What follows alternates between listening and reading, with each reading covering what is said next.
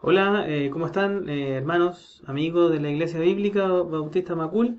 Bienvenidos a una nueva clase de este curso Apocalipsis, el Señor Reina. Eh, Estamos en el capítulo que se llama La aplicación personal de las siete iglesias. Vamos a estar juntos en esta nueva clase preparada para hoy, domingo 11 de diciembre del 2022. Así que muy bienvenidos a esta nueva lección. Le invito a que oremos juntos para que Dios nos guíe y nos acompañe durante este tiempo que vamos a pasar estudiando y aprendiendo acerca de su palabra. Amado Padre, Dios, voy en oración a usted pidiéndole por este momento, por esta clase, que sea usted guiándome y también estando con los hermanos, con los amigos que ven esta lección. Cuide este momento y que podamos poner atención y que podamos estar eh, dispuestos y con nuestro corazón dispuestos a escuchar su palabra y obviamente atesorarla y ponerla en práctica cada vez que la necesitemos, Señor, en nuestras vidas, para poder hacer su voluntad. Le doy gracias por todo esto y le dejo todo en sus manos en el nombre de nuestro Señor Jesucristo. Amén. Muy bien, estamos viendo este capítulo de la aplicación personal de las siete iglesias. Estamos estudiando Apocalipsis 2 y 3 y estuvimos viendo cuando partimos una aplicación personal que era los siete tipos de creyentes o de cristianos. Comenzamos también hace un par de domingos atrás una nueva aplicación personal que era en estas siete iglesias. También vemos la evolución de los periodos de la iglesia. Y en la clase de hoy vamos a terminar con esta aplicación. Y esta aplicación va a ser la de las iglesias eh, Filadelfia y la Odisea, que son las que muestran más claramente el cómo es la iglesia hasta el día de hoy. Estuvimos viendo cómo Éfeso, Esmirna nos mostraban el periodo de la iglesia cuando se estuvo iniciando. Después el Tiatira y Sardis, donde hay periodos de persecución a la iglesia, y ya cuando se da mucho espacio a nuevas doctrinas. Y ahora, todo eso vamos a ver las consecuencias en Filadelfia y la Odisea, que son muy buen espejo de cómo es la iglesia hoy, en estos tiempos. Así que vamos a partir con Filadelfia. Filadelfia, recuerden de estar siempre ahí ponga un marcador en Apocalipsis 2, 3 en este caso ya, porque estamos viendo ya Filadelfia. Filadelfia es uno de los periodos de la iglesia que, a pesar de la persecución, que a pesar de, de lo que ha crecido la religiosidad principalmente de la iglesia católica en el mundo, este periodo que podemos ver o caracterizar como es la iglesia de Filadelfia, muestra un periodo bueno, uno de los mejores de las siete iglesias que vemos acá.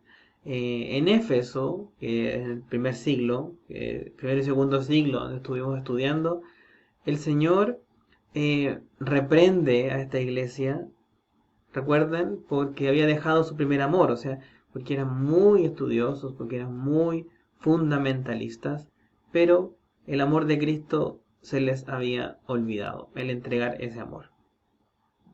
En Esmirna, después en los años 200, 300 después de Cristo, Dios les reprende porque se decían ya, y pasaron a otro nivel de fundamentalismo, ya se decían ser judíos, pero no lo eran. En Pérgamo les habló de la doctrina de Balaam, ya que se estaban yendo a los ídolos. En los de Tiatira toleraban a la ramera religiosa Jezabel, que vimos que es un cuadro, o sea, no es un cuadro, sino es el periodo, muestra el periodo de la iglesia donde se prolifera la iglesia católica, las idolatría a la Virgen María y una serie de cosas que pasan ahí. Los de Sardis ya reciben la reprimenda de parte de Dios porque estaban totalmente dormidos, ya se habían muerto, aunque tenían un nombre que vivían, se recuerdan lo que vimos ahí. Y aún en nuestra época, que vamos a hablar de que nuestra época es la iglesia de la Odisea, que la retrata muy bien, el Señor regaña a esa iglesia porque es tibia, apática y obviamente apóstata. Y lo interesante es que en esta parte de Filadelfia, en esta iglesia, no hay regaños, no hay llamadas de atención o reprimendas de parte de Dios. Y vamos a ver que este periodo de la iglesia de Filadelfia es entre los años 1500 y 1900 después de Cristo. No recuerden que no es solo en el año donde la iglesia de Filadelfia existió, sino esto es una aplicación personal. Entonces estamos ilustrando con la descripción, con la carta que le escribe el ángel, o sea, el mismo Cristo a Filadelfia,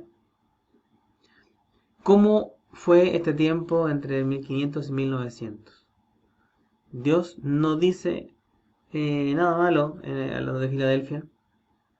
Es el más podemos decir que este periodo también, si uno va a la historia, en el periodo de 1500 a 1900 debe ser uno de los periodos donde la iglesia lo hizo mejor, porque es la época donde se abren las misiones, es la época donde se expande las denominaciones eh, que propagan el evangelio en el mundo y lo hacen con seriedad, con la verdad, y es un periodo bueno, que hoy se mantiene en el mínimo, pero fue un periodo donde hubo más de eso. Apocalipsis 3, versículo 7. Escribe el ángel de la iglesia en Filadelfia. Esto dice el santo, el verdadero, el que tiene la llave de David, el que abre y ninguno cierra, y cierra y ninguno abre. Yo conozco tus obras. He aquí, he puesto delante de ti una puerta, la cual nadie puede cerrar, porque aún tienes poca fuerza. Has guardado mi palabra y no has negado mi nombre. En primer lugar vamos a hablar del versículo 7 y le vamos a llamar la apertura de Filadelfia. La iglesia ilustrada en Filadelfia en ese tiempo tenía una puerta abierta al mundo, porque era una iglesia de amor. El nombre Filadelfia quiere decir amor fraternal. Entonces, la iglesia de este periodo que estamos describiendo, del 1500 al 1900 después de Cristo, tenía mucho amor entre hermanos. Tenía mucho amor entre hermanos. Los creyentes de esta época amaban a Dios, se amaban el uno al otro y también amaban al inconverso. Y por ese amor era que buscaban que no se fuesen al infierno. Y por eso lograron alcanzar el mundo entero con el Evangelio. Como dice acá. Escribe el ángel de la iglesia en Filadelfia. Esto dice el santo, el verdadero, el que tiene la llave de David, el que abre y ninguno cierra, y cierra y ninguno abre. Yo conozco tus obras, aquí he puesto delante de ti una puerta abierta, la cual nadie puede cerrar, porque aunque tienes poca fuerza, has guardado mi palabra y no has negado mi nombre. En segundo lugar, Filadelfia se ve que es una iglesia de santidad. Ellos conocían a Dios, al Señor como el santo. Dice ahí, esto dice el santo. Esto se manifiesta durante esta época, en la santidad personal de los creyentes. Aquí en estos años, entre 1500 y 1900, vemos el nacimiento de personas que nosotros conocemos el día de hoy, son inspiradores para nosotros incluso, como Charles Spurgeon, John y Charles Wesley, George Whitefield, Adoniram Judson, que fueron creyentes de verdad, así que conocían al Señor y, y lo hacían valer por su condición como el santo. Y trataban de ellos de vivir santos, consagrados y entregados a la obra de Jesucristo. Fueron ellos los que nos transmitieron muchos mensajes y han sido inspiradores de otros y esos otros nos han guiado a nosotros también. En tercer lugar, la iglesia de Filadelfia era de la verdad. Para Filadelfia Cristo era el santo y también era el verdadero. Cristo dijo en Juan 14:6, veamos Juan 14:6. Juan 14:6. Jesús dijo: yo soy el camino y la verdad y la vida. Nadie viene al Padre sino por mí. El mismo Cristo, estando en su ministerio, dijo: yo soy el camino y la verdad. Que él mismo era la verdad, y luego dijo que la verdad era la palabra de Dios. Juan 17:17 dice, Juan 17:17, santifícalos en tu verdad, tu palabra es verdad. La palabra de Dios es la verdad.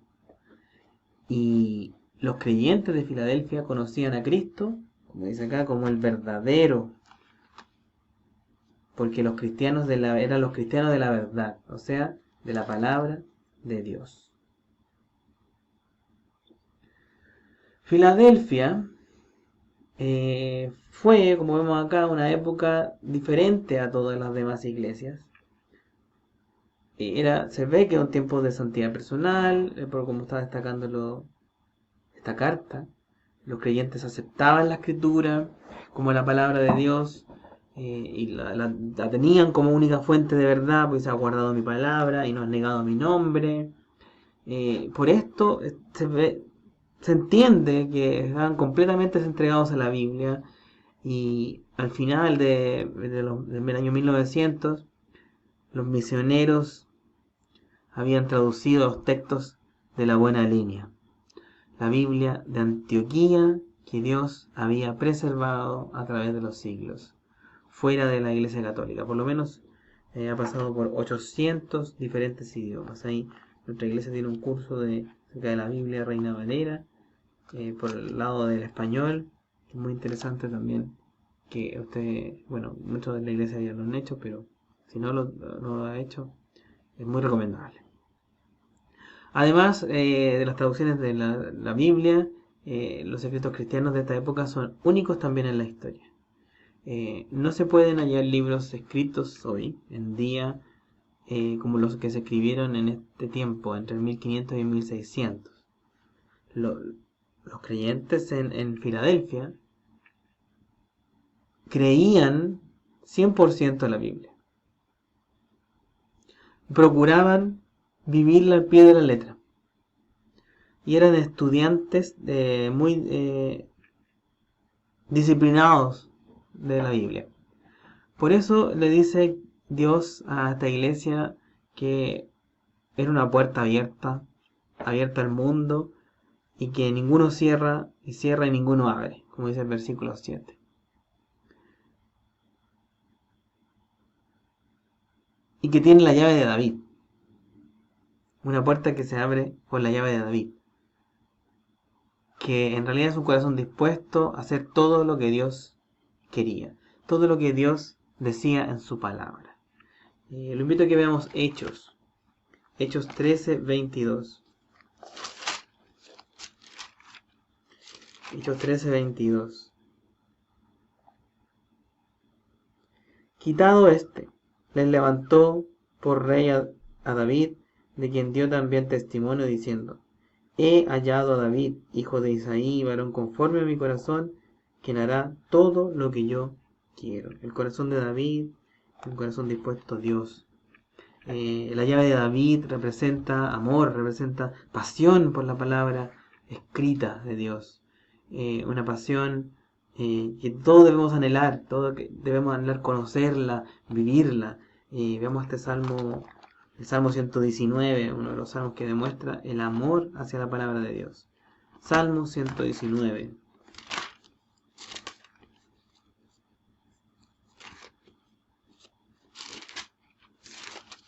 Salmo 119, 97.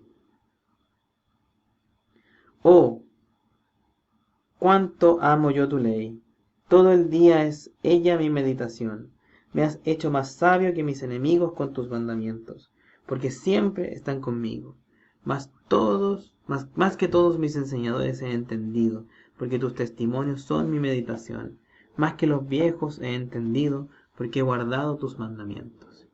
Eso es lo que hace falta hoy, con el frío, con el hombre frío, o con los líderes conservadores, con, con las payasadas de algunos que hacen desde los púlpitos, ellos están rechazando toda la autoridad y el amor por la escritura.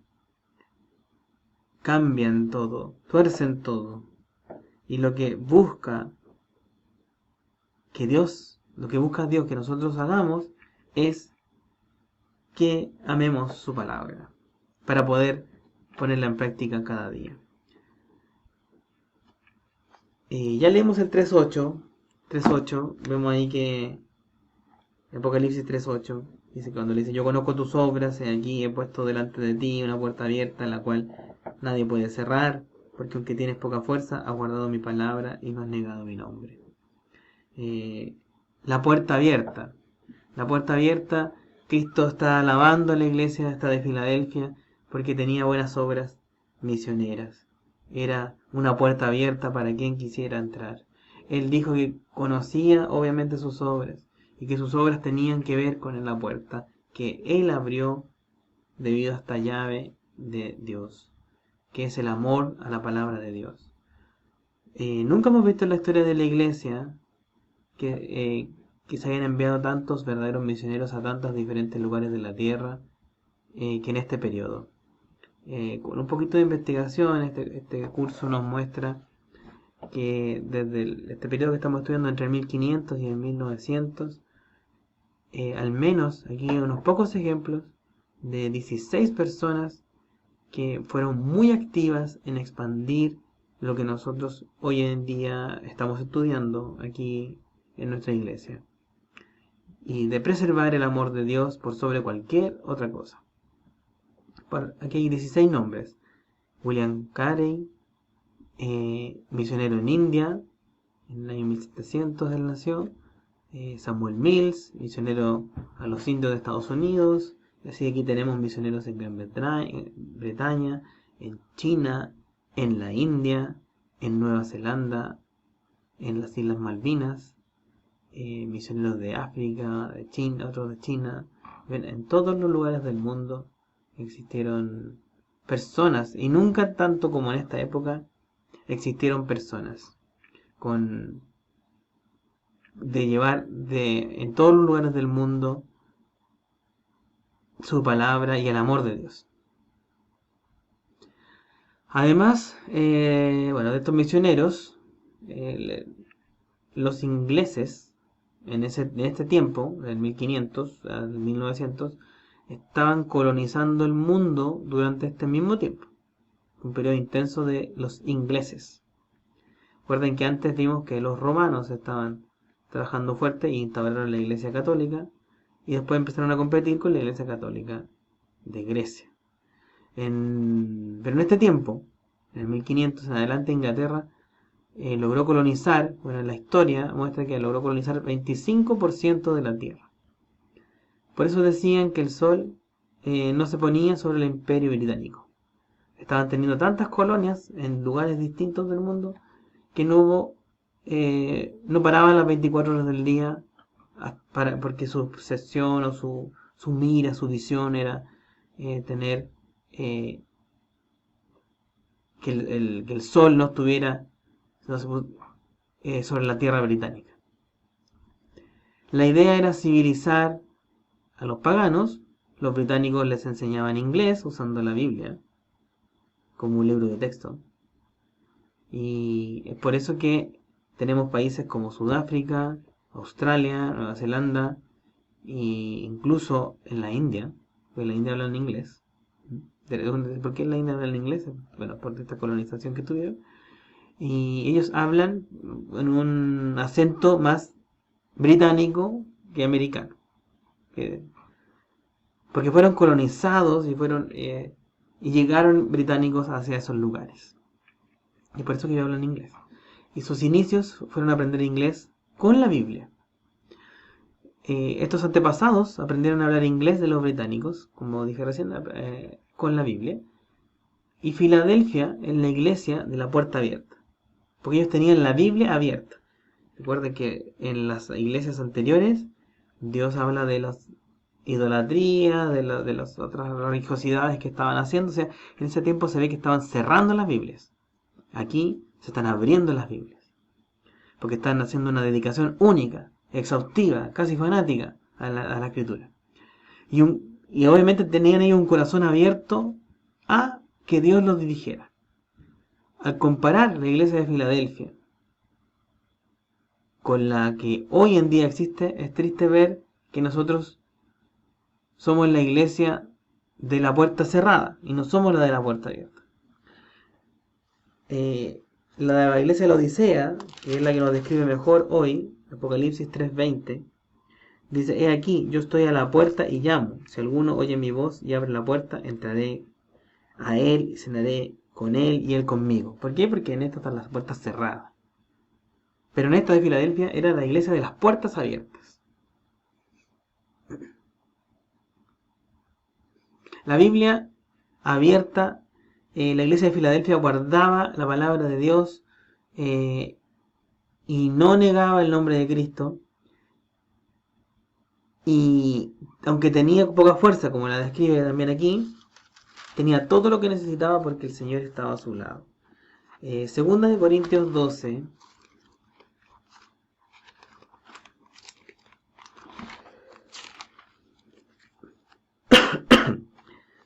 Segunda de Corintios 12, versículo 9. Y me ha dicho esto: bástate mi gracia, porque mi poder se perfecciona en la debilidad. Por tanto, de buena gana me gloriaré, más bien en mis debilidades, para que repose sobre mí el poder de Cristo. Por lo cual, por amor a Cristo me gozo en las debilidades, en afrentas, en necesidades, en persecuciones, en angustias, porque cuando soy débil entonces soy fuerte. Uno se hace más fuerte en la palabra de Dios. Y lo decía Pablo aquí, pero lo mismo con Filadelfia. Tenía poca fuerza, pero tenía todo lo que necesitaba en el Señor, porque tenían a Dios de su lado.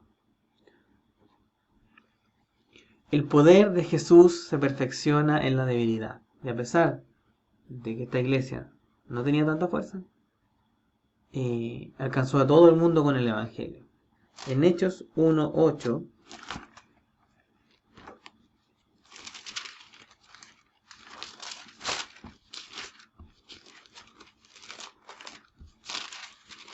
Hechos 1:8, pero recibiréis poder cuando haya venido sobre vosotros el Espíritu Santo, y me seréis testigos en Jerusalén, en toda Judea, en Samaria y hasta lo último de la tierra. Que era el mensaje que nos dejó Jesús antes de irse al cielo. Los de Filadelfia guardaban la palabra del Señor. No la cambiaron, no la torcieron, amaban lo que hacían, obedecían la palabra de Dios. Por eso no negaron nunca el nombre de Cristo. Más bien lo llevaron por delante, hasta lo último de la tierra. El periodo entre 1500 y 1900 fue el periodo que más misioneros puso en la historia de la iglesia. Si nosotros queremos la puerta abierta, tenemos que hacer lo mismo. Hay que obedecer la palabra de Dios, no negar que Cristo existe, no negar su presencia, no negar que somos cristianos. Y esto habla de la santidad y la consagración que debemos tener. Apocalipsis 3:9. He aquí, yo entrego de la sinagoga de Satanás a los que se dicen ser judíos, y no lo son, sino que mienten. He aquí yo haré que vengan y se postren a tus pies y reconozcan que yo te he amado. Entonces, durante este periodo la iglesia llegó a su apogeo y nunca llegará a los mismos otra vez. antes del arrebatamiento de la iglesia. En este tiempo estamos viendo la entrega del enemigo, la Iglesia Católica. La reforma que comienza en este periodo. La Iglesia Católica casi muere producto de eso. La reforma quebró el control de Roma sobre el mundo y le empezó a devolver al hombre común y corriente la Biblia en su propio idioma. Fue un periodo duro de vivir. Recuerden que la Biblia Reina Valera es de la época de los 1500. Entonces, todo lo que está ocurriendo aquí es lo que nos habilitó hoy a nosotros. Sin embargo, estamos viendo un nuevo avivamiento del control de la Iglesia Católica cuando comienza en los años 1900, cuando empiezan a introducir nuevas versiones de la Biblia, que se basan también en los textos corruptos que se hicieron en Roma. Apocalipsis 3:10. Por cuanto has guardado la palabra de mi paciencia, yo también te guardaré de la hora de la prueba, que ha de venir sobre el mundo entero, para probar a los que moran sobre la tierra. He aquí, yo vengo pronto, retén lo que tienes, para que ninguno tome tu corona. Al que venciere yo lo haré columna en el templo de mi Dios, y nunca más saldrá de allí, y escribiré sobre él el nombre de mi Dios, y el nombre de la ciudad de mi Dios, la nueva Jerusalén, la cual desciende del cielo de mi Dios, y mi nombre nuevo. Aquí en la parte, como en todas las otras iglesias, donde se amonesta, en cierta manera, está lo que Dios le indica o le corrige a cada una. El versículo 10 habla de la promesa de la preservación. Cristo le promete a los de Filadelfia que los guardará de la hora de la prueba. Esta hora de la prueba, en el contexto de la aplicación personal que estamos haciendo, es la contrarreforma de la Iglesia Católica que resulta en el Concilio de Trento, que es una nueva Inquisición, y aparecen los jesuitas en este tiempo. Así que nos tenemos que fijar bien que Cristo solo prometió guardar a los que guardan su palabra. Fuera de la Biblia no hay protección de los ataques del enemigo. Esta proliferación de los jesuitas y los nuevos concilios católicos engañaban a los que no conocían muy bien la Escritura. Es igual que hoy. Si uno quiere la preservación divina para no caer en la trampa de Satanás, tiene que guardar la Biblia para que no sea uno una presa fácil. En el versículo 11 vemos el mandato de motivación. Lo que ellos tenían era mucho. Tenían un corazón para guardar la palabra de Dios y no negar el nombre de Jesús. Muchos en esta época recibirán un galardón completo porque eran fieles al Señor. Y aquí les da por hecho que tienen una corona. Muchos en esta época van a recibir este galardón, y si nosotros queremos recibir lo mismo, vamos a tener que vivir como vivían estas personas, con la Biblia abierta, el corazón abierto a la dirección del Señor, siendo eufóricos, enfáticos, siendo fanáticos también, es un término válido en este contexto para referirnos a que debemos ser fanáticos de la Biblia, no fanáticos de cosas del mundo, que nos llevará a poder salvar a los pecadores perdidos. En el versículo 12, Cristo también les da una promesa a todos los que vengan, que son los que retendrían lo que tenían. Es una promesa que tiene que ver con estar en Él, en su presencia. Vemos algo parecido en el Antiguo Testamento, en los hijos de Sadoc, en Ezequiel 44. Ezequiel 44, versículo 15 y 16.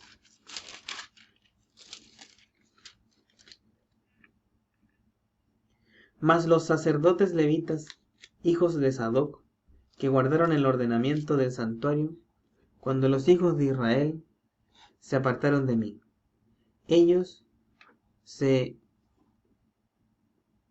ellos se acercarán para ministrar ante mí, y delante de mí estarán para ofrecerme la grosura y la sangre, dice Jehová, el Señor. Ellos entrarán en mi santuario y se acercarán a mi mesa para servirme y guardarán mis ordenanzas. Entonces, algo similar ahí ocurrió en el tiempo del Antiguo Testamento.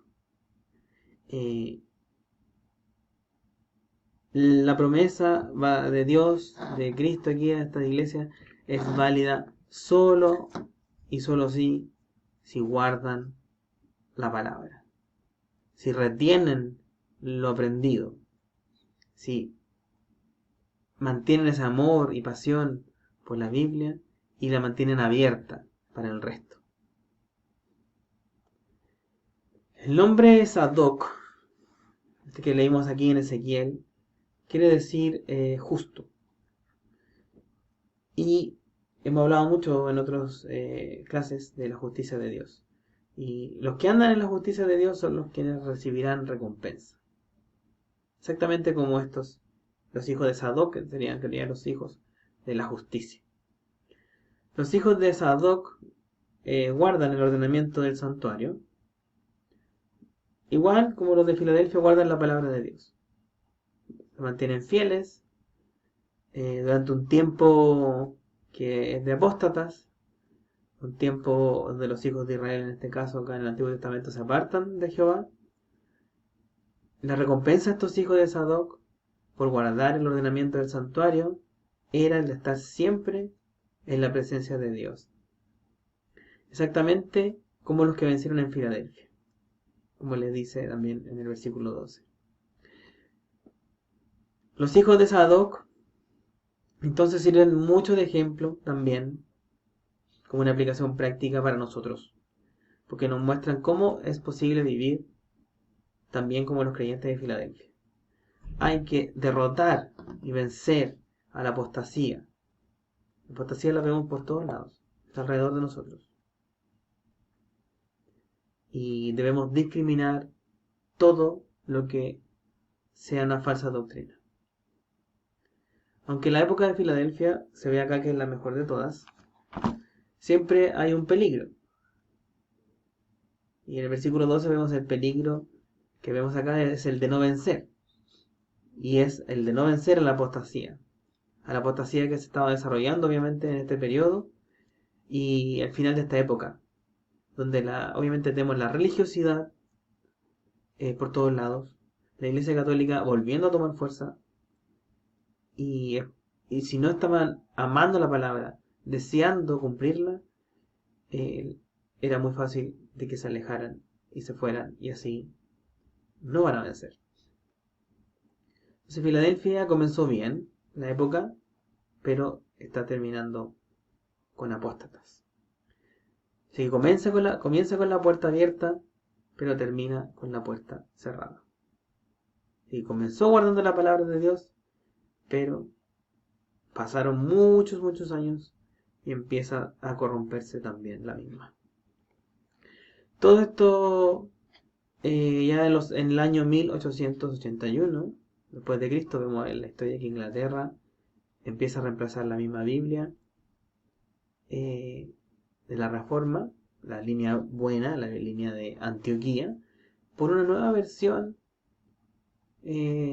revisada, obviamente una Biblia totalmente diferente, que se empieza a basar en los textos católicos, de una línea corrupta que tenía que ver con Roma, que venía también de Alejandría, que es la línea mala cuando hemos estudiado que hay dos líneas, Antioquía y Alejandría. Inglaterra votó la palabra de Dios en esos años ya, y obviamente el Señor la votó a ella.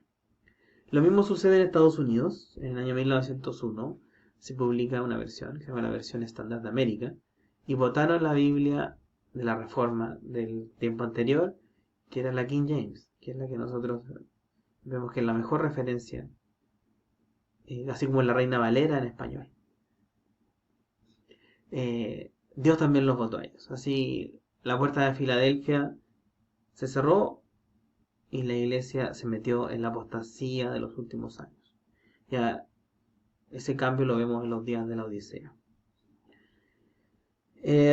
Apocalipsis 3:13, así como termina con todas las otras iglesias, también aquí dice, el que tiene oído, oiga lo que el Espíritu dice a las iglesias.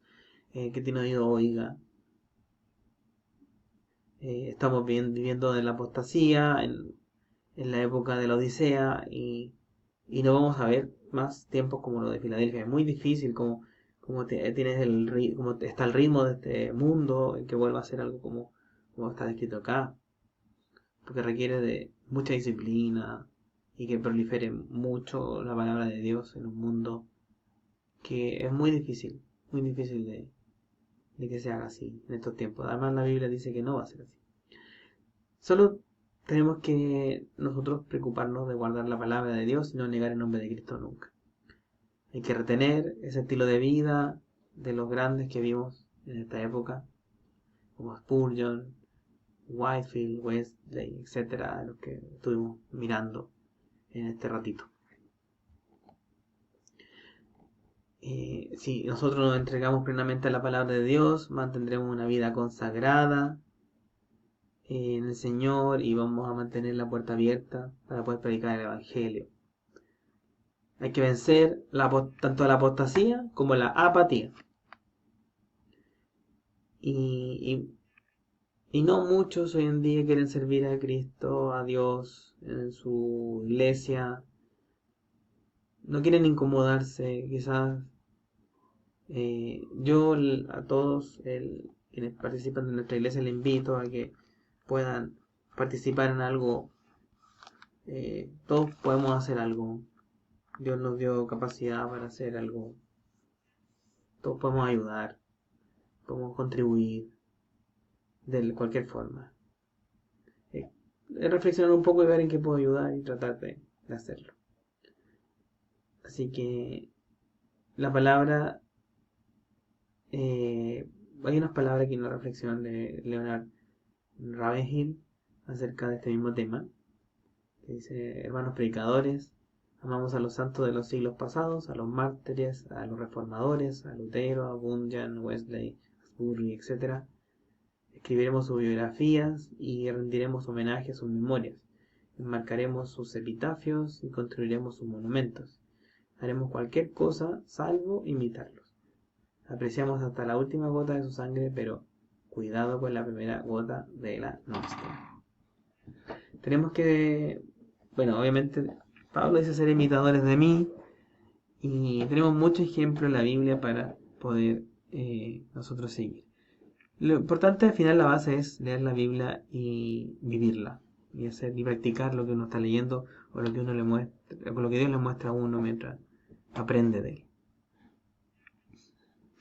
Ya entrando en la tierra derecha final de esto, tenemos nuestra última iglesia, la iglesia de la Odisea, la última carta. El nombre la Odisea significa derechos del pueblo. Interesante que se llame así la última iglesia, ¿no? Y así en nuestra época, hoy en día los supuestos cristianos están más en una línea de que tenemos que reclamar por nuestros derechos y lo que uno realmente debe recibir. Y casi todo es derecho hoy en día. Tenemos derecho a un montón de cosas.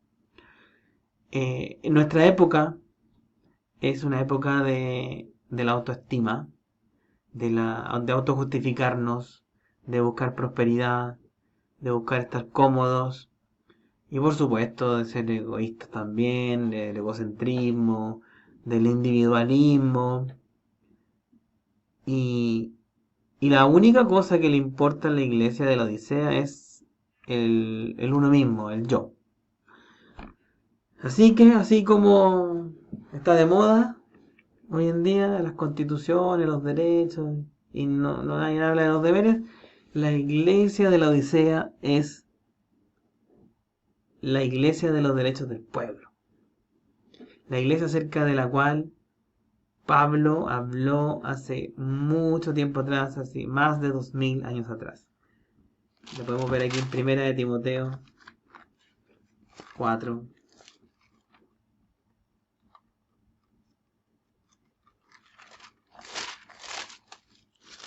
Primera de Timoteo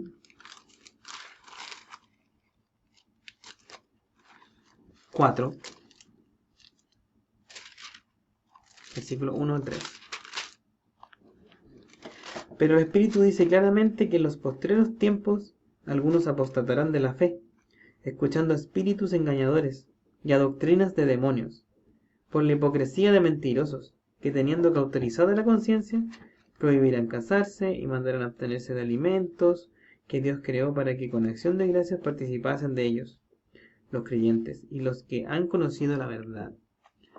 Y en la segunda carta a Timoteo, también en el capítulo 4, en el versículo 3, porque vendrá tiempo cuando no sufrirán la sana doctrina, sino que teniendo comezón de oír, se amontonarán maestros conforme a sus propias concupiscencias. Y se apartarán de la verdad el oído y se volverán las fábulas. Así que, volviendo acá a la Odisea, ¿cuál es el fracaso de la iglesia de la Odisea? Apocalipsis 3:14. Y escribe el ángel de la Odisea, en la iglesia de la Odisea, he aquí el amén, el testigo fiel y verdadero, el principio de la creación de Dios, dice esto: yo conozco tus obras, que ni eres frío ni caliente. Ojalá fueses frío o caliente. Pero por cuanto eres tibio y no frío ni caliente, te vomitaré de mi boca. Porque tú dices, yo soy rico, y me he enriquecido, y de ninguna cosa tengo necesidad. Y no sabes que tú eres un desventurado, miserable, pobre, ciego y desnudo. El gran fracaso de la iglesia de la Odisea es la apatía, ser indiferente.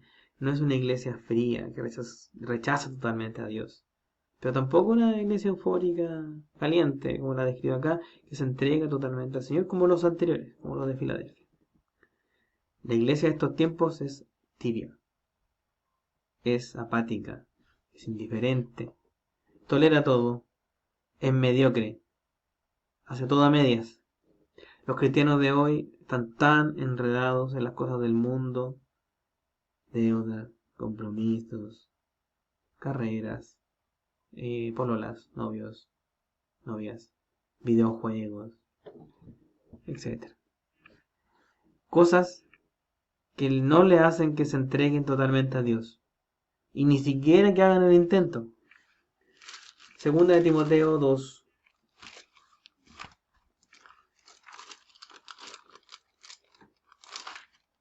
Segunda carta de Pablo a Timoteo, capítulo 2, versículo 4. Ninguno que milita se enreda en los negocios de la vida a fin de agradar a aquel que lo tomó por soldado. Nadie se quiere entregar a hoy en día y entregar a Dios por completo. Además, existe una proliferación de falsos evangelios, que hoy en día está de moda el evangelio moderno de la felicidad. O sea, muchos aceptan a Cristo en sus corazones sin convertirse, sin arrepentirse. Hemos hablado aquí en el curso de evangelismo bíblico de los falsos convertidos. Cuando estudiamos eso nos dimos cuenta que hay mucha gente que solo cree, pero no es un real convertido, porque está aceptando a Jesús en un concepto como de felicidad, como que Cristo murió en la cruz para hacerlo feliz y tener una vida alegre, y eso no es correcto. Así que por eso son los falsos convertidos que se quedarán en sus iglesias cuando los verdaderos cristianos se vayan en el arrebatamiento. Esta es la iglesia que le da al Señor ganas de vomitar. Lo que el Señor quiere es todo o nada. Pero la iglesia quiere un poquito del mundo y un poquito del cristianismo. Lucas 14, 33.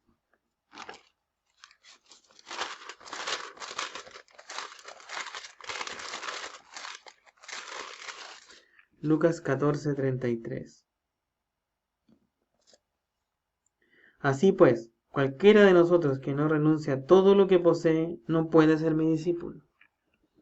En este sentido, Cristo es un extremista, porque él dice, ojalá fuese frío o caliente, dice acá. Métase en la obra o métase en el mundo, pero deje de andar de aquí para allá.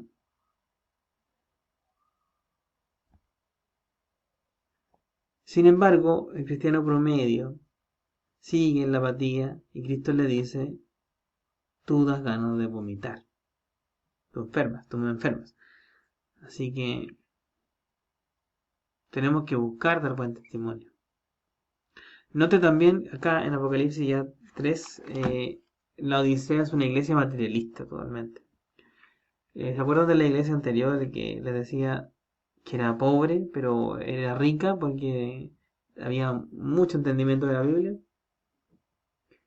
Acá no, pues acá ellos son ricos de verdad, son ricos monetariamente, ricos de las cosas del mundo, porque en algunos tiempos no tienen necesidad de nada, ni siquiera de Cristo. Porque el Apocalipsis 3:20 dice que Cristo está afuera, en la puerta esperando. Está tocando la puerta para entrar, porque no se la abren. Todo lo que el enemigo no pudo lograr con las inquisiciones, los ataques directos, las persecuciones, las brutales torturas, lo logró en un abrir y cerrar de ojos con todo lo que vemos hoy, ofreciendo prosperidad y materialismo. Bueno, por ahí hay libros de la Edad Media que ya se daban cuenta que no era necesario torturar a las personas, sino era más efectivo inducir a las personas o controlarlas a través de este tipo de mecanismos. Con buena educación, con buena casa, con un buen auto y una buena comida y una buena vida en general, ¿quién va a querer incomodarse para ir a hablar de Cristo? O trabajar en la iglesia, de repente sacrificar tiempo de otras cosas para dedicarle a trabajar, a trabajar en la iglesia, o enseñar a otros, o discipular a otros. Pocos, o nadie, como dice aquí nuestra lección. ¿Cuál es la solución para los de la Odisea? Dios se las da en los versículos 18 y 19. Por tanto, yo te aconsejo que de mí compres oro refinado en fuego, para que seas rico, y vestiduras blancas para vestirte, y que no se descubra la vergüenza de tu desnudez, y unge tus ojos con colirio para que veas. Yo reprendo y castigo a todos los que amo. Sé pues celoso y arrepiéntete. A pesar de todo, bueno, el inmenso amor del Señor no nos deja sin una solución para todo esto. Si un cristiano se quiere salir de ser indiferente, de ser apático con Dios, le dice que compre oro refinado. O sea, fíjese que dice comprar y no pedir. Hay un precio que hay que pagar para conseguir el oro. El oro es, en la Biblia, es un cuadro de Dios, de la divinidad de Dios. Tenemos que comprar oro refinado, pagando el precio. Hay que pagar un precio por conocer a Dios a través de su palabra. Lo que hablábamos recién, hay un sacrificio, es un trabajo, hay que buscarlo. Lea la Biblia, estúdiala, medita en ella, sea como los de Filadelfia. Ame la palabra de Dios, no, ya no sea más tibio, no vea tanta tele. Pague el precio por conocer la Escritura. Cambie la tele por la Biblia. ¿Podrá hacerlo? Recuerde que discípulo también quiere decir disciplina. Desarrolle una disciplina en su vida para que sea, para que salga de ser tibio. Además del oro, si quiere vencer esta indiferencia en nuestros días, dice que tiene que comprar también vestiduras blancas para vestirse. Apocalipsis 19:8, más adelante, también lo vamos a estudiar más adelante, nos queda mucho para eso, pero Apocalipsis 19:8 Y a ella se le ha concedido que se vista de lino fino, limpio y resplandeciente, porque el lino fino es las acciones justas de los santos. 19:14. Y los ejércitos celestiales vestidos de lino finísimo, blanco y limpio, le seguían en caballos blancos. Las vestiduras blancas son las acciones justas de los santos. Pague el precio entonces, para que sea disciplinado en aplicando la Biblia. Tiene que leer la Biblia, tiene que estudiarla, meditarla y vestirse, o sea, hacerla. Haga lo que la Biblia dice y deje de hacer lo que ella prohíbe. Aún si se tiene que incomodarse, aún si le da miedo, si le da temor, obedezca la palabra de Dios. No sea tibio.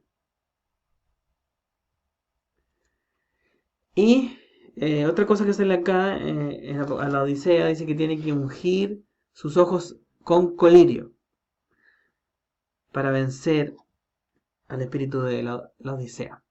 El colirio era un medicamento para poner sobre los ojos y tenía una consistencia de barro.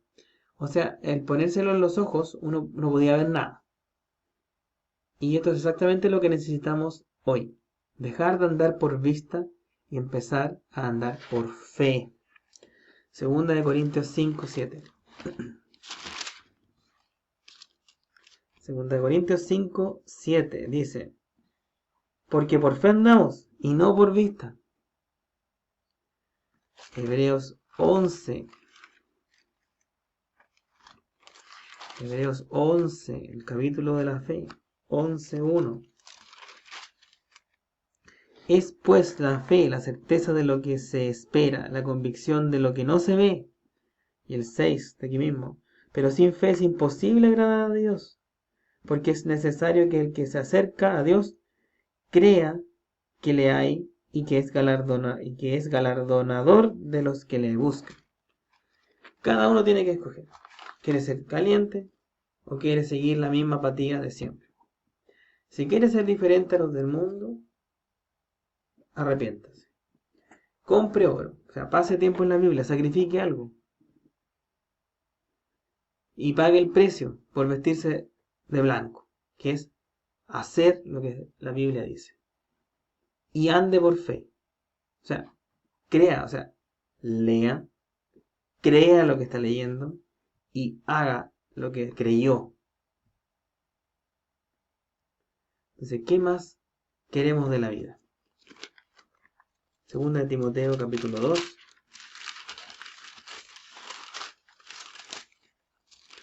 Capítulo 2, segunda carta de Pablo a Timoteo, capítulo 2, versículo 3. Tú, pues, sufre penalidades como buen soldado de Jesucristo. Ninguno que milita se enreda en los negocios de la vida a fin de agradar a aquel que lo tomó por soldado. Así va a ser la vida, como buen soldado de Jesucristo. Y primera de Corintios 16:13 dice: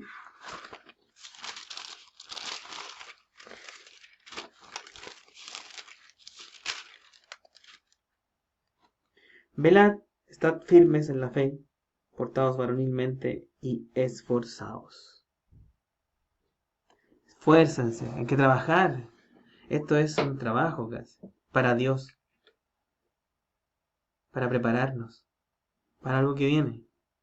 Sin duda, nos está preparando para algo que viene. Y tenemos que estar preparados. Ya para concluir nuestra clase y terminar este capítulo, cada pasaje de la Biblia, estamos viendo, tiene 3 aplicaciones: histórica, personal y doctrinal. En Apocalipsis 2 y 3 vemos 7 cartas que el Señor le mandó a 7 iglesias que existen en la historia, al final del primer siglo. Todas estas iglesias existieron alrededor del año 95, 100 después de Cristo. Además, podemos ver en estas 7 cartas varios cuadros personales. Aquí vimos 2. 7 cuadros de diferentes tipos de iglesias y de cristianos. Y también mi segundo cuadro fue un bosquejo de la historia y el desarrollo de la iglesia cristiana desde el primer siglo hasta hoy, justo antes de lo que esperamos como arrebatamiento de la iglesia.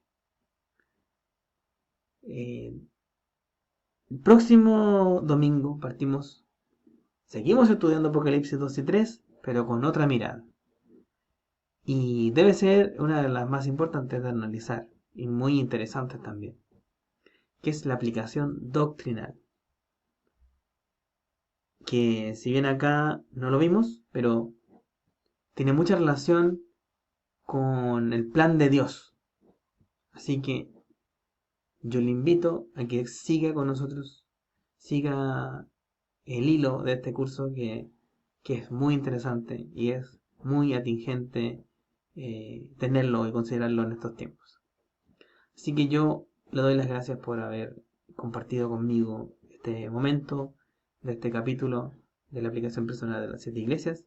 Así que oremos y démosle gracias al Señor por haber permitido haber terminado un capítulo más de una lección en la escuela dominical. Amado Padre, voy en oración a usted dándole las gracias porque me permitió compartir con los hermanos, con los amigos que ven estas lecciones, un capítulo más de este curso, Apocalipsis, y el cual podemos ver, como usted nos muestra, que hay diferentes tipos de cristianos, que podemos ver cómo fue el desarrollo de la iglesia hasta como la conocemos hoy. Ayúdenos, Señor, a remediar, a corregir todo lo que tengamos que corregir en nuestras vidas, identificar ese tipo de cristiano que somos, para cambiar, para ser mejor, para estar implicados en su obra, y también ayúdenos a corregir todo lo que estemos haciendo mal, Señor, en este tiempo del materialismo, de que nos prometen cosas que son todas del mundo y no son promesas espirituales, eternas, de las que usted nos quiere dar, Señor.